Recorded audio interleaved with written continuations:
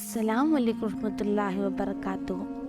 तो आज हम डिस्कस करेंगे सबसे ज़्यादा कॉमनली पूछे जाने वाला सवाल, रसूलुल्लाह के आयशा रज़ियल्लाहु अन्हा से निकाह। इसका तो जवाब बहुत सारे आपको मिलेंगे, बट इधर आपको क्या होगा कि आपको एक समराइज्ड वर्जन मिलेगा। बहुत सारे दाइस का जिन्होंने आंसर करा है उसका समराइज्ड वर्जन मिलेगा आपको। So let's begin. फर्स्टली तो जिनको भी एतराज़ है उनसे मैं क्वेश्चन पूछना चाहूँगी कुछ, तो उसका आंसर वो लोग दें। पहले पता अभी का आपका लाइफस्टाइल और आपकी वे ऑफ लिविंग, क्या आप उसको 1400 ईयर्स को एक सऊदी अरेबिया के डेजर्ट के लोगों का लाइफस्टाइल और कल्चर से आप कंपेयर कर सकते हो? नहीं ना। You are committing presenteeism fallacy, right? Check what is presentism fallacy. You are comparing your lifestyle with some to the people of the past of 1400 years ago, that too of some desert in Saudi Arabia. तो यह बात आपको ध्यान रखनी चाहिए जब भी आप ये सवाल उठाते हो। पहली चीज़। दूसरी चीज़, क्या उधर के लोगों को या आयशा रज़ियल्लाहु अन्हा खुद को या अबू बकर सिद्दीक़ रज़ियल्लाहु अन्हु को, इन तीनों में से किसी को भी एतराज़ था? उधर के लोगों ने बहुत सारे इल्ज़ामात लगाए। They used to mock him, taunt him and name call him for literally anything that they get, okay? रसूलुल्लाह को क्या क्या नहीं बोला है उन लोगों ने, बट कभी भी उन लोगों ने उस शादी का एतराज़ नहीं करा। आयशा रज़ियल्लाहु अन्हा से शादी का एतराज़ नहीं करा because it was probably a common thing, okay? Secondly, Abu Bakr Siddiq रज़ियल्लाहु अन्हु तो उनके फ्रेंड थे, सो उनको तो कोई प्रॉब्लम नहीं था, okay? Third thing is, Ayesha रज़ियल्लाहु अन्हा खुद को भी कोई प्रॉब्लम नहीं था। आयशा रज़ियल्लाहु अन्हा खुद ही नरेट करते हैं कि उनसे पूछा गया, do you want to stay with me और do you want the worldly affairs, okay? And she said I choose you या रसूलुल्लाह।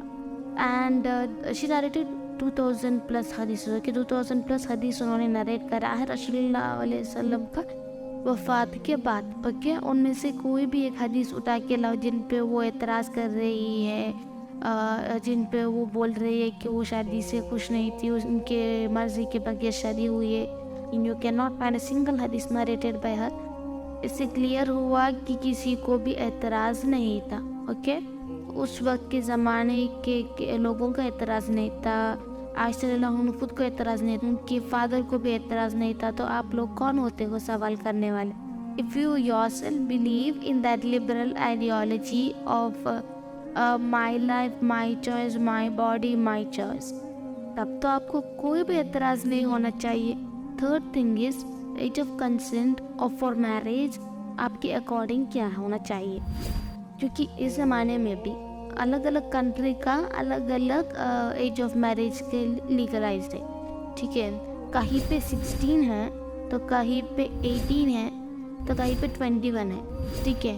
और जो लोग 16 इयर्स में मैरी करते हैं, एक जहाँ पर 16 इयर्स में अलाउड है, उन लोगों को तो 21 इयर्स में अलाउ होने वाली कंट्रीज़ पे तो वो लोग तो चाइल्ड होंगे। जहाँ पर 21 इयर्स के लिए अलाउड है उधर तो इलीगल होगा। तो जहाँ पर 16 या 14 इयर्स जहाँ पे अलाउड है, वहाँ पे वो लोग उसी वक्त अगर मैरिज करेंगे तो आपके नज़र में अगर वो सही होगा या गलत होगा? दिस यू हैव टू से।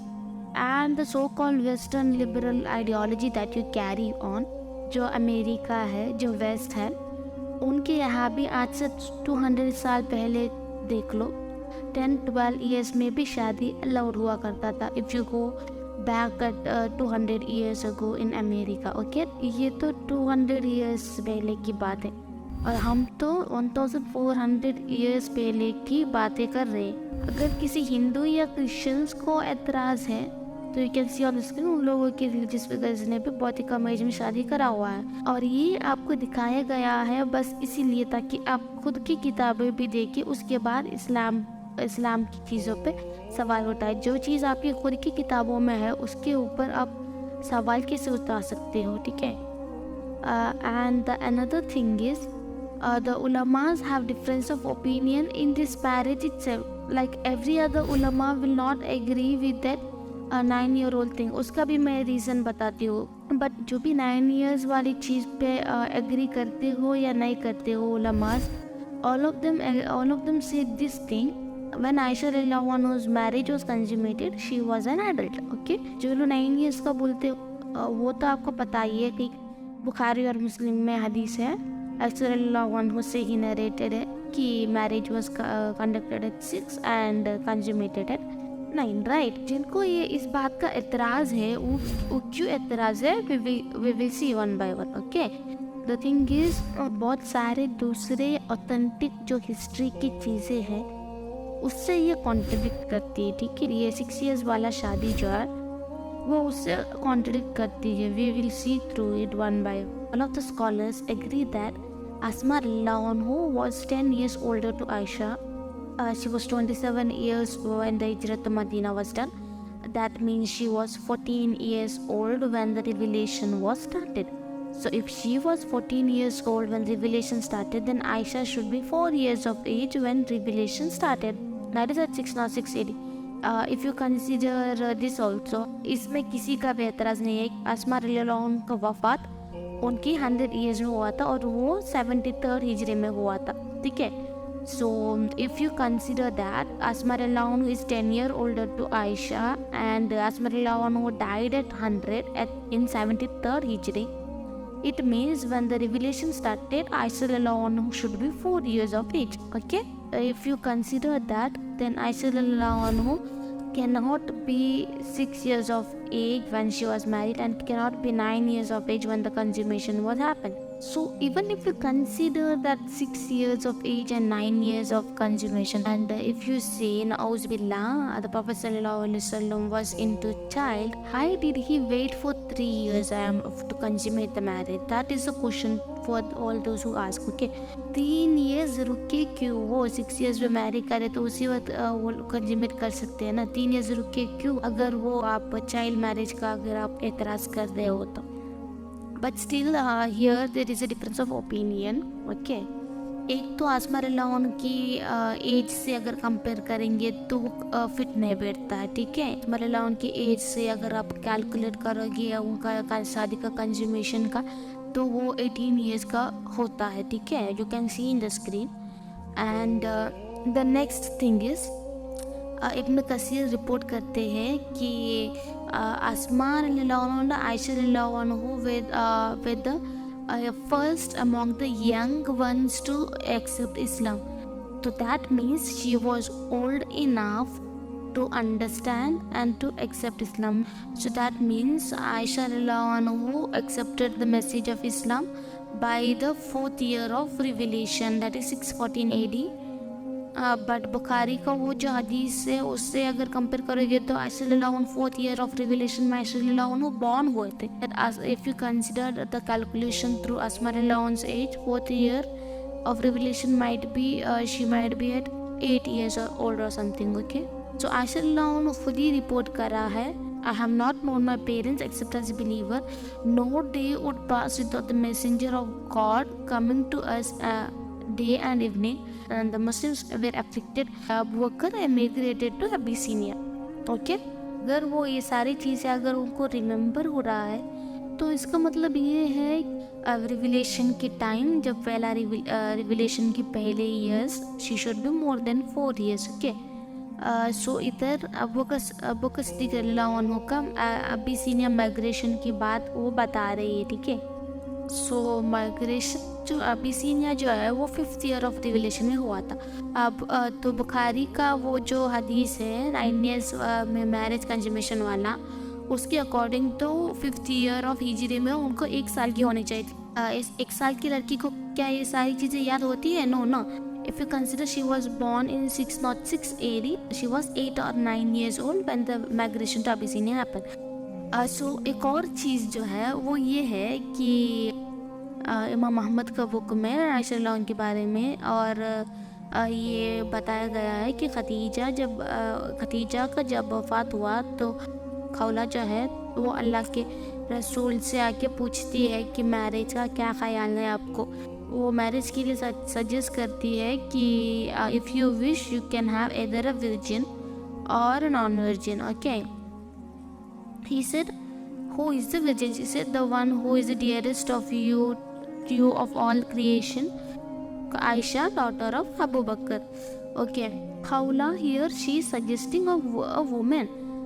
suggesting a woman to marry. Okay, she said there are two women, one is virgin and one is not virgin. So it means Khawla is suggesting a young woman, not a child. Khawla suggest इसीलिए कर रही है क्योंकि वो रसूलुल्लाह सल्लल्लाहु अलैहि वसल्लम को बोल रही है कि आपके बच्चे छोटे हैं, आपको शादी करनी चाहिए. When she is suggesting Ayesha रज़ियल्लाहु अन्हा, obviously she should be a woman, not a child. एक और चीज़ है, इमाम अहमद ने ये रिपोर्ट करा है कि आयशा रज़ियल्लाहु अन्हा पहले से इंगेज थी. ठीक है, ज़ुबैर इब्न मुतय्यिम से पहले से इंगेज थी. और जब रिविलेशन हुआ और अबू बकर सिद्दीक़ रज़ियल्लाहु अन्हु और उनके फैमिली ने जब एक्सेप्ट करा इस्लाम को, तब ज़ुबैर इब्न मुतय्यिम ने एंगेजमेंट तोड़ा क्योंकि he was a disbeliever. Okay, इसका मतलब आयशा रज़ियल्लाहु अन्हा का पहले से एंगेजमेंट हो चुका है. ये जो 9 years वाला है उसमें प्रॉब्लम क्या है, जो स्कॉलर्स इख्तिलाफ करते हैं और बोलते हैं कि 9 years में कंसीव नहीं हुआ है बल्कि वो 18 years थी. ठीक है, उन लोगों का इख्तिलाफ ये है कि चेन ऑफ नरेशन में एक आदमी है हिशाम नाम के, यही आदमी चेन ऑफ नरेशन में आता है सारे 9 years वाली चीज़ों में. ठीक है, बुखारी में हो या मुस्लिम में हो. तो वो इराक जाने के बाद ही वॉज फॉरगेटेबल और उनको भूलने की, बुखारी और मुस्लिम को ये पता नहीं होगा. ठीक है, और अगर 9 years वाला ले भी लिए एज ए सेड, तो you have to ask this question कि 3 years वेट क्यों करे. And Aisha was the only virgin that prophet सल्लल्लाहु अलैहि वसल्लम मैरिड. If he was so into children you could have married other ladies also who were very young. Okay, but this was the only lady that was young. And Aisha radiallahu anha calls herself as a woman itself. Okay, around 3 years after marriage she was there in the battlefield. इधर उधर भाग रही थी सब wounded soldiers को medical help देने के लिए. Okay, so if she was a child, would she do that? Or Prophet sallallahu alaihi wasallam take her to the battlefield? Because Prophet sallallahu alaihi wasallam doesn't allow children to go to the battlefield and participate in the battlefield, but she was there with other women helping out, and it also indicates that she was mature enough. And according to Islam also, the marriage can be consummated when the father of the girl is agreed, and when the girl herself agrees, there is no health issues, and she has attained puberty, and she is also mentally mature, and there is no any health risk. These are the things that are necessary for marriage in Islam to be legal. Okay, and Aisha radiallahu anha ticks all the boxes, even if it was 9 years old consummation or 18 years old consummation, according to the scholars.